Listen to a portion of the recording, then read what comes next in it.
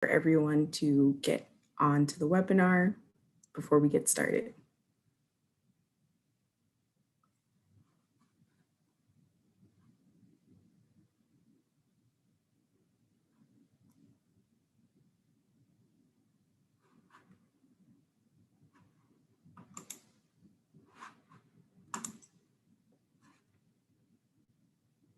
Again, thank you all for joining us. We'll get started in just a few moments.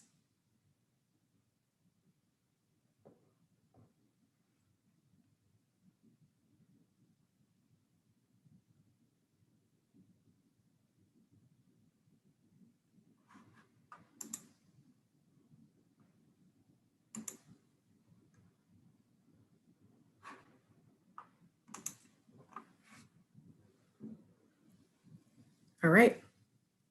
Thank you everyone for joining today's discussion, Voting Clean Slate Equity in Connecticut, ACLU of Connecticut's legislative session wrap-up. My name is Taylor Davis. I'm the Donor Relations Associate here in Connecticut, and I will be serving as moderator for today. A few quick housekeeping items. To ask a question, please use the Q&A panel available at the bottom of your screen, and we will do our best to answer your questions during the Q&A session at the end of the program, should time allow. Please note, closed captioning is available. To activate, simply select the closed captioning button found at the bottom of your screen. I'm excited to introduce today's panelists. We have with us Claudine Fox, our Interim Public Policy and Advocacy Director, Gus Marks Hamilton, Interim Campaign Manager, Anderson Curtis, Interim Senior Field Organizer and Policy Advocate, and David McGuire, our Executive Director. This year and legislative session was like none other. What do you consider the biggest win from this legislative session? Claudine, I'll start this question off with you. Sure. Thanks, y'all, for having us today. There were a lot of wins across the board, right? Not just in the criminal legal world, but for equity as a whole. But for us specifically, I'll start with our voting rights work. We believe, as the ACLU of Connecticut, we fundamentally believe that voting access and voting rights and all of that are the cornerstone of the democracy of our country. It's a racial justice issue. It's an access issue. It's an opportunity for people to voice their concerns with what's happening in our state and nationally, right? And so two big bills that moved through the legislature this year were around early voting access and absentee voting. And so the win that we saw for early voting is that the bill did pass both the Senate and the House, and we'll end up seeing a ballot initiative on voter cards next in 2022. So people will be able to make a decision about whether or not they believe Connecticut should endorse early voting access for folks. Another win that we saw that will take just a little bit longer was around absentee voting and ensuring that people, no excuse absentee voting. So really ensuring that people have the opportunity to vote, cast their votes, regardless of where they are and the time and all of that in our state. If it had passed with 75% of legislative support, we would see it as a ballot initiative in 2022, but that didn't happen. So it'll be back up in the legislature again in next year to ensure that people can be able to voice their opinion around absentee voting in 2024 elections. Another big win that we saw as it relates to voting rights, but also it kind of spills into the criminal legal work that Smart Justice is all about, was around the abolishment of prison gerrymandering. Connecticut is now the 11th state in the country to abolish gerrymandering to ensure that people who are incarcerated are seen as people that have families and communities and people that actually come from somewhere and aren't just used as bodies or numbers in the system. And so Abolishing prison gerrymandering ensures that communities that are in Connecticut specifically overrepresented in Connecticut's prisons and jails, which also happen to be our Black and Brown communities, we're actually recognizing that those people that are incarcerated are people, and will not having them being able to be counted from the communities that they come from for redistricting purposes will ensure that the communities that they come from have a larger voice and are seen in terms of resources, and just better access and equity overall in the state. And so I will pass it over to Gus and Anderson to talk about probably one of the biggest wins that we saw this year around Clean Slate. I think we had a lot of wins this year. Personally, Clean Slate was certainly the most significant one. It was one of our policy priorities at the very beginning of the session, which we carried all the way through to the very end of the session through public hearings, testifying, getting it passed by the Senate and then by the House, and ultimately signed into law by Governor Lamont last Thursday. And that is a very far-reaching bill that is going to help hundreds of thousands of people here in Connecticut erase their records automatically for people who have completed their sentences and have had no further interaction with the criminal legal system for anywhere between 7 to 10 years. So it's a really important piece of legislation that we are at the front of all the way through the session. Even if you want to backtrack, that was actually what we were doing back in 2020 before the pandemic ended the 2020 legislative session. So it was a multi-year campaign that we finally were able to push over the finish line this year. And we also at the same time talk about the people that are not part of Clean Slate this year. And those are the folks that we're going to be continuing to fight for going into next year and beyond, to make sure that everyone who has completed their sentence, everyone who's living with a criminal record here in Connecticut has an opportunity to be able to move on with their life without the discrimination and stigma of having to live with a criminal record. And for me, I echo Claudine and Gus's sentiments on this legislative session, but I tend to focus on the people, and the people, not prisons, on my shirt. And a lot of people really helped us get across that finish line. Some of you are on this call today, people that engaged with us, took action, emailed, made phone calls. But more importantly, I think our campaign and our PPAD department was able to stay engaged, not just with our leaders, but also our supporters and really with the legislators. We were really innovative this year and found ways to connect and get our voices heard and what was important about Clean Slate and why it mattered. And that really made the difference. The way we were able to elevate and amplify the importance of the bill. And they continually saw us out there every day in the parking lot, greeting them, talking about the bill. And more importantly, we created space for other organizations to join us. And so not only were we successful, but we also were able to create space for other people to be successful this year.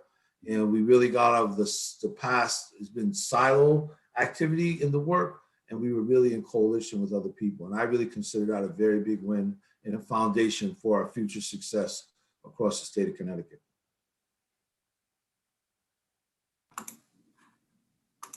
Great, thank you. What are you all most ready to engage on next session? I'll take that one. So, I spoke a little bit about the voting rights bills that moved through the legislature this year. So we're ready to start the process around public education about how critical it is to have early voting rights access for residents of Connecticut. So you'll see us engaging on that work between now and the 2022 voting season. As Gus also mentioned, right, Clean Slate took a huge step this session by being passed, but it only covered certain felony convictions in certain people, right? And we don't believe that the work stops there. We are ready to engage year after year, as Gus said, to ensure that as many people and all people living with a criminal record are seen as humans that deserve an opportunity to thrive. So you'll see us shouting that from the mountaintops over and over again until it's done.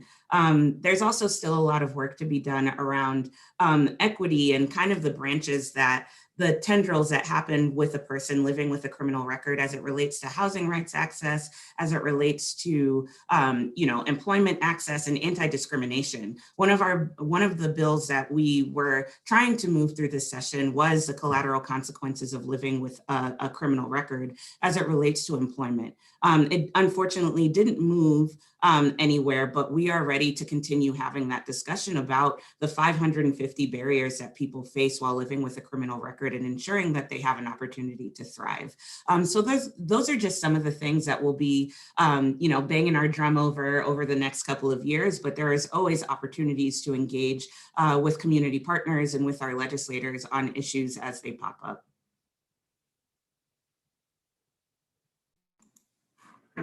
Thank you so much for adding that, Claudine. Anderson touched a little on this earlier. Would you like to tell us more about the pandemic-friendly advocacy structure that was a strategy that was created to engage legislators this session? Sure. Gus and I and Claudine and Dave were all lobbyists, and we have had access to the building in the past, but that all changed when COVID hit. And so, I want to go all the way back to how we were able to engage with our leaders and sustain those relationships throughout the pandemic. From March of 2020 to September of 2020, we held weekly meetings with them.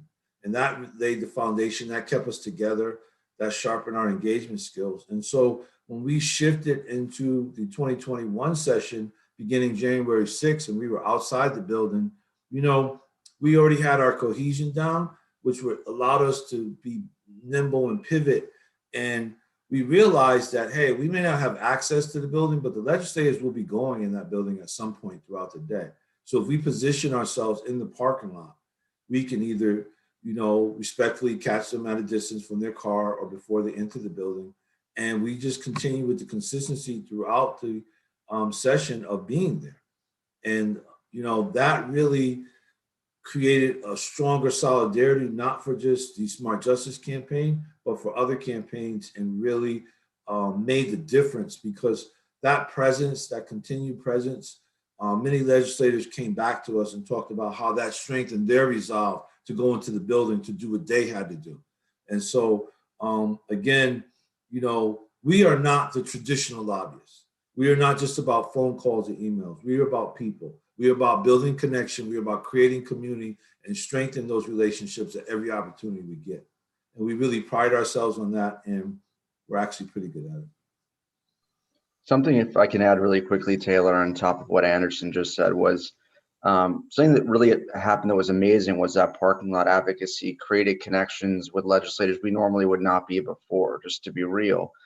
Anderson, Gus, the leaders, Claudine, we're catching virtually every legislator get out of their car, go from the legislative office building to the Capitol, and those repeated contacts and seeing and talking to someone face to face created a situation where even if a legislator is not going to vote for clean slate, they might think twice about filibustering it or saying something really destructive on the floor, because they have seen the humanity in folks that are impacted by this work. So it's exciting, and I'm excited to see the team take it back into the building next year and build upon those connections.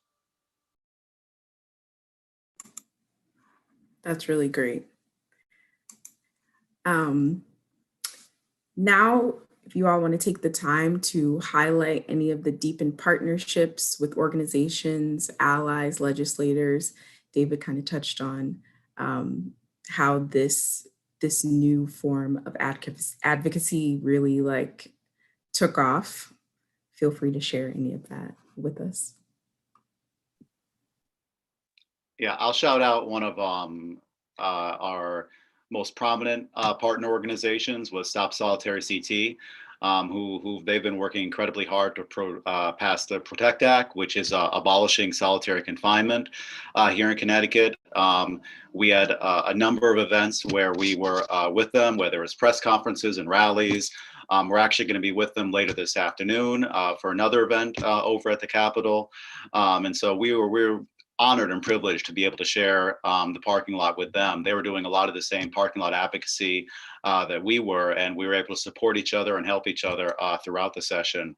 Worth Rises, they're doing some really important work on providing free prison phone calls for people who are incarcerated with their loved ones and their family members. That's been another multi-year campaign that we supported and testified on behalf of. I know Claudine worked very closely with students from the Yale Law School on ending prison gerrymandering, the League of Women Voters. I mean, there's a number of partner organizations that we had opportunities to work with throughout the session. I would be remiss to not shout out Connect and GIA and the coalition that we built over the years around pushing for the strongest and most inclusive clean slate possible.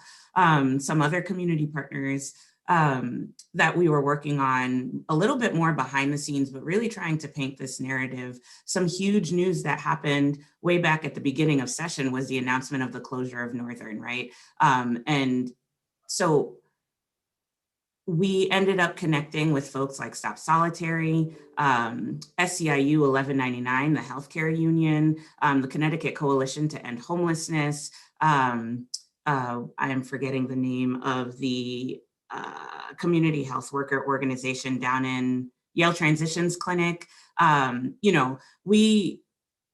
The policy department here at the ACLU of Connecticut isn't, as Anderson said, we're not a traditional policy department, right? We really thrive and believe in organizing tenants to push our policy work forward. And one of the foundations of organizing is being able to build networks and build community partnership and really build strong relationships with both individuals and community partners to ensure that we're all moving towards the same or at least a similar vision of what liberation looks like for people here in Connecticut. And that requires having consistent weekly, sometimes daily conversations with folks that you maybe wouldn't see off rip as people that you would be in partnership, right? In partnership with. But because of that, because of what COVID led us to do about just recognizing humanity and how critical it is to be in connection with each other, especially when we're experiencing isolation, it led us to this place of like, we really need to be intentional about who we're moving and building with to ensure that we're building as solid and intentional of structures as possible. And so the people that we ended up working with this session, they range from all over the place, but it was really necessary. Anderson, did I forget anybody? No, you pretty much covered everyone. One of the things that in my new role that I had to lean into is a policy advocate. Claudine suggested that I reach out to some faith organizations, primarily churches outside of GIA and Connect. And so I recently moved to Hartford and to the Asylum Hill neighborhood, and I was able to form a relationship with the Asylum Hill congregation. And I'm actually a member there now, and I attend weekly. That's only 2 blocks from my house. But, again, being in community, being in Hartford, being in this work, and being able to connect with folks first on Zoom, and then you get an email, and now they want to walk with me. They invited me to walk with their congregation from their church to the Capitol for a press conference. And just that walk and the relationships and the time you spend with people. And I tell you, there was no greater feeling than coming through Bushnell Park and looking at the north side of the Capitol and seeing all the people there. And I was bringing about 15 people with me.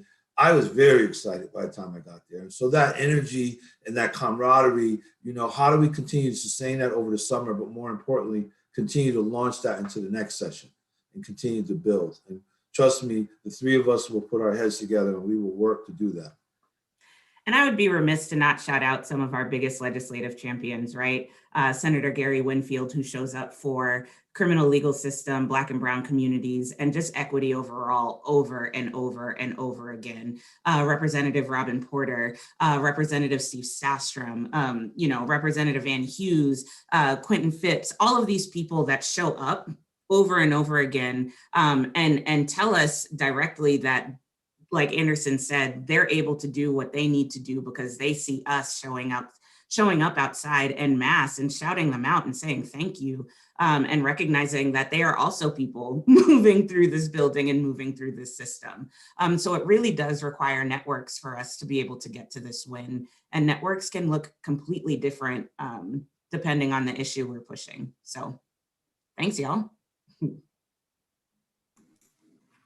Long list, but definitely important to get everyone's shout out, and a lot of people help to make all of this work possible. So now we'd like to hear from you, our supporters. If you would like to ask a question, please use the Q&A panel found at the bottom of your screen, and we will try our best to answer them. I see that we have a few that have already come in, so I will go ahead and start. The first question is, will Clean Slate be up for amendment per Governor Lamont's reservations during the special session, or will it be able to stand as it is? So this is a really great question. And, I'm going to turn it into a call to action because I wouldn't be an organizer if I didn't do that.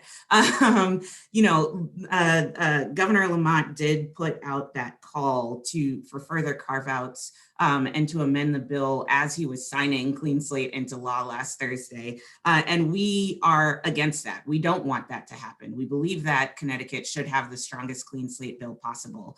So folks that are listening, please call your legislators. Special session starts tomorrow, I believe, and the Senate and the House will be in tomorrow and Wednesday. Please call your legislators and tell them to stand firm on the Clean Slate that the people called on legislators to vote for, and that the legislature voted out of both chambers, right?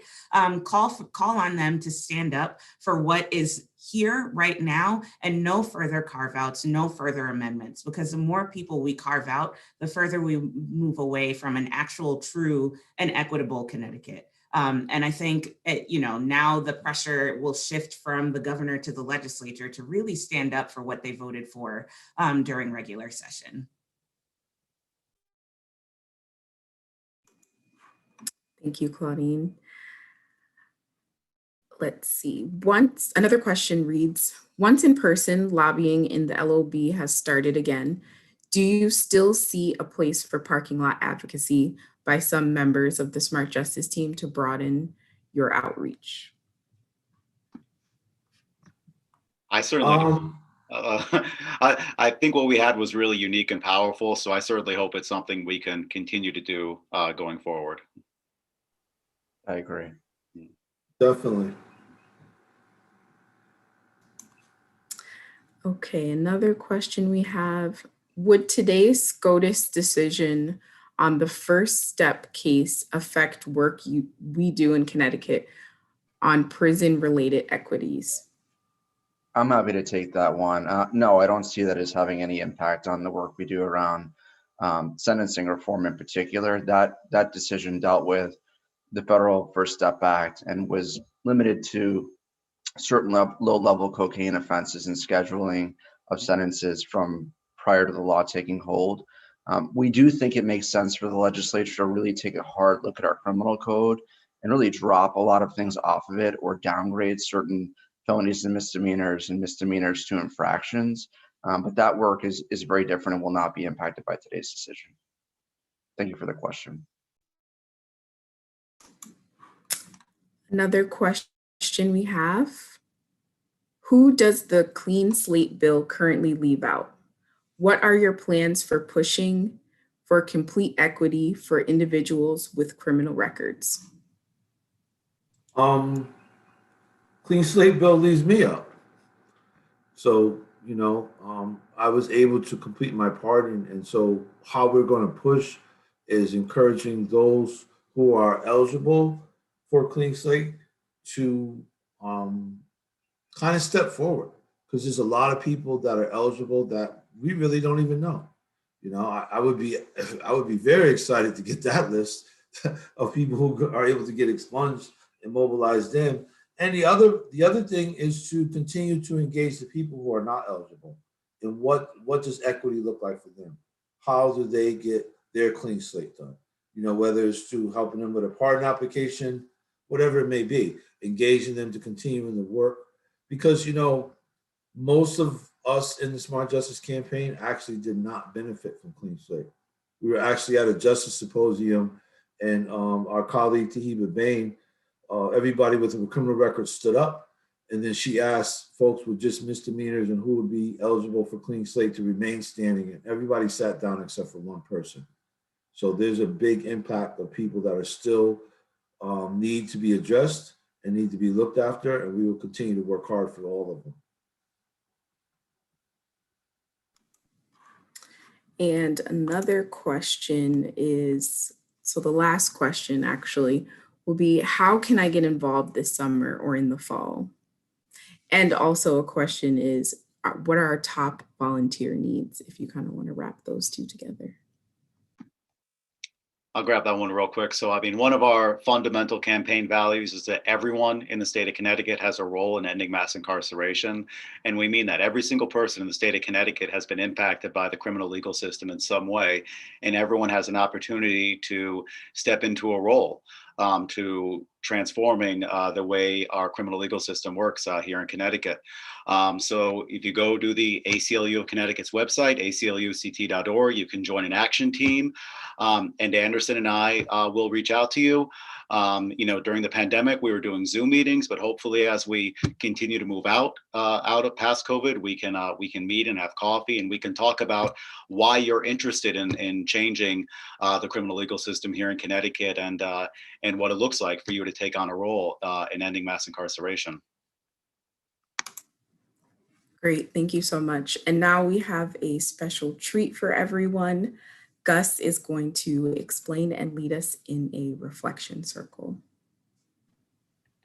Thanks, Taylor. So since the Smart Justice Campaign launched back in 2018, every event, every action that we participate in, we conclude with a circle of reflection.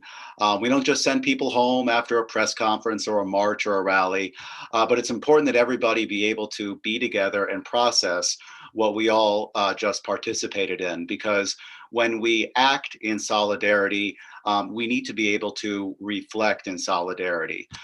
So the way that goes is we have two questions that we ask every participant in one of our actions, and that is, what made you feel powerful and what did you learn? So I will direct the first question to Anderson. What did you learn during the 2021 legislative session? I learned to really trust my instincts. I started out January 6th outside with a tent. All I knew was I needed to be at the Capitol. And trust me, every day, pretty much till June 9th, I either drove by the Capitol, was in the parking lot, was out there doing something. And so I just trusted that, and I went with that. I never knew that I was going to evolve into parking lot advocacy. I didn't know any of that. But I knew I needed to be there, regardless of whether I had access to the building. I knew I needed to be at that building because that's where the change was going to happen. So I learned to trust my instincts. And what made you feel powerful during this session? Directly related to that, you know, the continuation of trusting the instincts and where it led us, you know, and more importantly, the things that I did in my personal life revolved in my professional life, from moving to Hartford to completing my own pardon application. That all adds layers to my advocacy and to who I am and to being authentic. Because, you know, participation in the process means complete participation. And so for me, that was completing my pardon application, working on that just as hard as I work on the advocacy I do for the Smart Justice Campaign. And Claudine, what did you learn during this legislative session?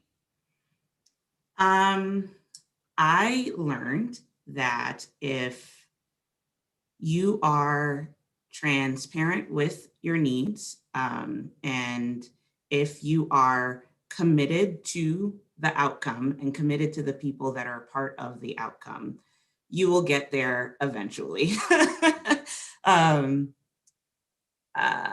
This session was one for the books, right? Like, I'll personalize it as well. I transitioned into this role as PPAD director in February. So session was already underway, right? And I liken that transition to, you know, the car was going 100 miles an hour down the highway, and, you know, our former policy director tucked and rolled out of the car, and I kind of had to grab the wheel and keep the car on the highway, right? And we managed to do that.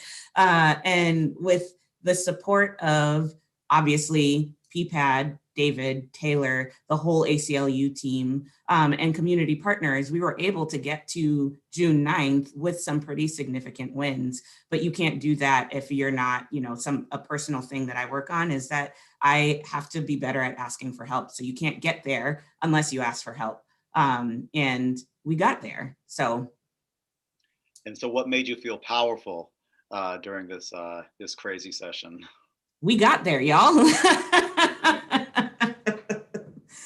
We got there. I think I felt the most joy in those moments when the supporter network, right? So like our volunteer people, you know, the smart justice leaders, community partners, when we were all just kind of like together, you could feel the energy. Those nights that we were camped out at the Capitol until 1, 2 o'clock in the morning, watching, you know, chamber votes happening on bills that are important to us. And the feeling of the win afterwards, the feeling of the pure and unfiltered joy, and then seeing the legislators come out and seeing their people waiting for them, right? I think those are the pieces that like make me feel powerful. And when we're in the moments, I'm like, oh my God, I want to go home. I need to pee, whatever. But you get to the end and it's like, oh, right, this is why I do this. And I think that's what makes me feel powerful. Thank you. I'll turn it back over to you, Taylor. Gussie, number one, David, and then Gus, you don't get to dodge this. Oh, that's fair. I thought we got off easy, Gus. Well, I was thinking I was cheating a little bit and thinking about time. But David, what did you learn during this legislative session? I learned that organizations can really work together and push each other's agendas without turfiness. You know, after Donald Trump was elected, a lot of groups reached out to each other in Connecticut, nonprofits. So let's work together. Let's stop being siloed. And I'll be real, over the next 4 years, that really never did happen. There was certainly some collective, you know, support, but we never really did push a unified agenda. Whereas this year, parking lot advocacy and a number of different inequities, it really came and were surfaced in such a visible way they could not be ignored anymore, led to the very organic working together that Claudine and Gus and Anderson just talked about. So that was something I definitely learned. We can do that, and we need to keep doing that. And what made you feel powerful this session? It's really the parking lot advocacy. Walking over to the Capitol and seeing our leaders and our supporters there, loud and proud and making a huge difference, made me feel very powerful as someone that helped, you know, at some level create this push. All right, so I'll very briefly answer my own question. What did I learn? Like Claudine and Anderson, we all stepped into new roles early on in this session. I became the interim campaign manager, and one of the things that I learned, especially towards the end of the session, but you know, there's all these different like rules and sort of like intricacies that go on in the legislative process. And one of the things we talk about all the time is like every time you think you understand how something works, it gets upended and the rules are suspended, and you know, it's not what you thought it was. But our commitment and our consistency to being in the parking lot outside of the building, in the rain, in the snow, in the cold, in the humidity, every week of the session was, you know, to answer the second part of the question, was what made us feel really powerful, because for a long stretch of the session, we were the only group that was out there. Towards the end of the session, we were really happy to be joined by some other groups, but you know, for some of those middle months, you know, the March and April, Smart Justice was the only group that was planted outside of the Capitol on a regular and consistent basis, which not only demonstrated the authenticity and the personal stake that the Smart Justice leaders had in the bills that we were pushing. I mean, these were issues that really impacted their lives, impacted my life. And that fed into our advocacy and how critical it was that we get a clean slate bill passed this year. And that speaks to the powerful part of it too, because we're not simply leading with sort of our professional backgrounds. We're leading with our authentic selves and who we are. And that's what we bring to the table. And that's what we brought to the parking lot. And that's what I hopefully made us successful this year. Thank you so much. And thank you all for staying overtime with us. I want to thank all my colleagues here with us today. And again, big thank you to all of our supporters. We would not be able to do the work that we do if it wasn't for you all. If we were not able to answer your question today, please send an email with your question to info@acluct.org. Also, a recording of today's conversation will be available soon on our Facebook, website, and YouTube pages. Make sure you stay in touch with us at ACLU-CT.org and connect with us on social media, Twitter, Instagram, and Facebook. Thank you all so much. Have a great day. Everyone. Thank you, everyone. Bye, Thank you for your support. Thank you.